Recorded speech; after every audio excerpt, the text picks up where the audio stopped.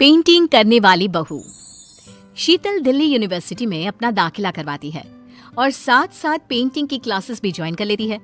मोहित भी उसी यूनिवर्सिटी में पढ़ता है। शीतल का मन पढ़ाई से ज्यादा पेंटिंग में लगता है, इसीलिए वो दिन भर पेंटिंग ही करती रहती है और अपनी बनाई हुई पेंटिंग अपने दोस्तों को गिफ्ट किया करती है। एक रोज मोहित के पास अपने बेस्ट फ्रेंड को उसके बर्थडे पर देने के लिए गिफ्ट के पैसे नहीं थे।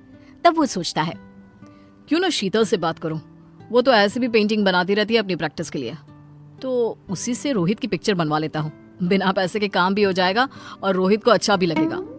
मोहित शीतल के पास जाता है और उससे पेंटिंग बनाने को कहता है। क्यों नहीं, पेंटिंग्स बनाना तो मुझे बहुत पसंद है, मैं तुम्हारे दोस्त की पेंटिंग जरूर बनाऊंगी। शीतल रोहित की पेंटिंग बहुत मेहनत से बनाती है और मोहित को दे देती है। थैंक यू शीतल, तुमने मेरी बहुत बड़ी प्रॉब्लम सॉल्व कर दी। एक अनजाने लड़के की तुमने मदद की। Can we be friends now? Why not? Sheetal और मोहित में दोस्ती हो जाती है। मोहित रोहित के बर्थडे पर उसे पेंटिंग गिफ्ट करता है और रोहित को वो पेंटिंग बहुत पसंद आती है। दोस्त, ये मेरे बर्थडे का आज तक का सबसे लजीज तोहफा है। I like it most. Thank you यार। इधर शीतल और मोहित की दोस्ती गहरी होती जाती है। दोनों रोज मिलने लगते हैं और ज्यादा से ज्यादा वक्त एक दूसरे के साथ बिताने लगते हैं। एक दिन शीतल का मुंह लटका हुआ रहता है तो मोहित पूछता है, क्या हुआ शीतल, आज इतनी उदास क्यों हो? मुझे नहीं बताओगी? क्या बताऊं यार, वो मुझे ना नोएडा जाना है। इंडिया के बाहर से कुछ लोग पेंटिंग का सेमिनार करवाने आए हुए हैं और कुछ अलग सिखाने भी।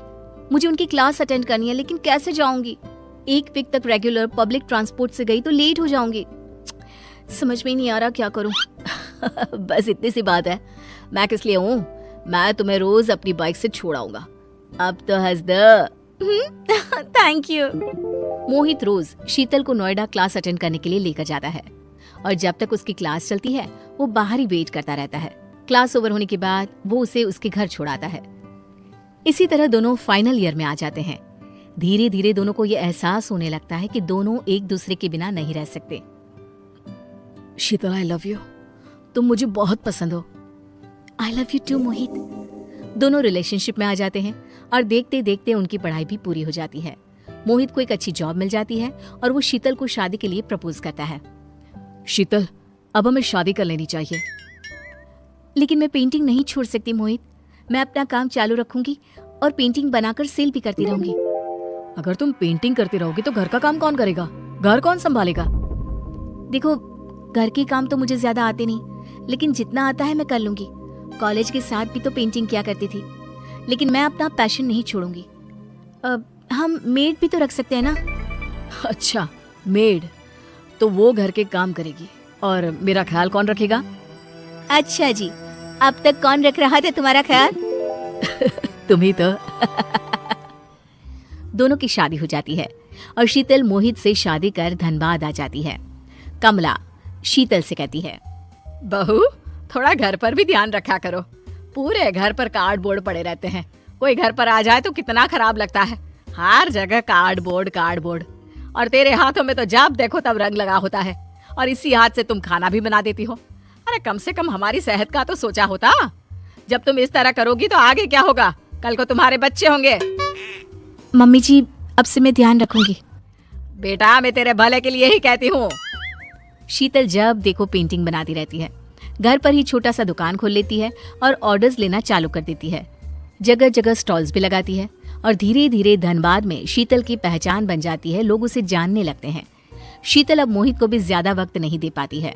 एक रोज मोहित शीतल से कहता है, शीतल चलो ना, आज मूवी चलते हैं। बहुत दिन हो गए हम दोनों साथ कहीं नहीं गए।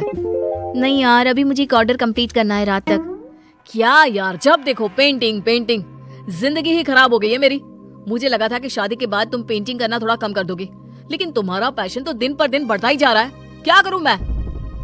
शीतल रोने लगती है और वहां से चली जाती है। एक बार धनबाद में बहुत बड़ा एग्जीबिशन लगता है और शीतल का एक कस्टमर उससे कहता है, दीदी, आप उस एग्जीबिशन में अपनी पेंटिंग क्यों नहीं बेचती हैं? आपकी पेंटिंग्स का तो कोई जवाब ही नहीं है। देखती हूँ, मेरा जाना तो पॉसिबल नहीं हो पाएगा। शीतल के दिमाग में कस्टमर की बातें घूमने लगती है और वो सोचती है, कल अपनी पेंटिंग वहां भिजवाई देती हूँ, क्या पता कुछ अच्छा हो जाए। शीतल अपनी फ्रेंड के जरिए अपनी बेस्ट पेंटिंग एग्जीबिशन में भिजवा देती है। पता नहीं पेंटिंग किसी को पसंद आएगी या नहीं। पता नहीं क्या रिएक्शन होगा सबका। इन्हीं सभी बातों में शीतल खोई रहती है और गलती से कार्डबोर्ड सीढ़ी में रख देती है और विमल गिर जाता है। ये देखकर मोहित और कमला आग बबूला हो जाते हैं। अरे माथा खराब हो गया है इस लड़की का, इस रंगाए पुताई में सबको मार कर छोड़ेगी। कुछ लोगों ने तारीफ क्या कर दी, पागल ही हो गई है ये तो। आज से तुम्हारे सब काम बंद, ये पेंटिंग वेंटिंग नहीं करोगे तुम अब से। मोहित विमल यानी कि अपने पापा को डॉक्टर के पास ले जाता है। तब डॉक्टर कहते हैं, इन्हें कुछ नहीं हुआ है, उम्र होने के कारण इन्हें पैर में दर्द हो रहा है, टेंशन की कोई बात नहीं है। पर अब से शीतल गुमसुम सी रहने लगती है। महीने बीत जाते हैं। फिर एक दिन शीतल को एक कॉल आता है। क्या आप शीतल अग्रवाल बात कर रही हैं? जी हाँ। आपकी पेंटिंग को नेशनल लेवल पर पसंद किया गया है, इसीलिए अगले हफ्ते आपको अवार्ड दिया जाएगा और इनाम के 50 लाख भी। क्या आप सच कह रहे हैं? हाँ बिल्कुल। ये खबर सुनकर शीतल को अपने कानों पर यकीन नहीं होता।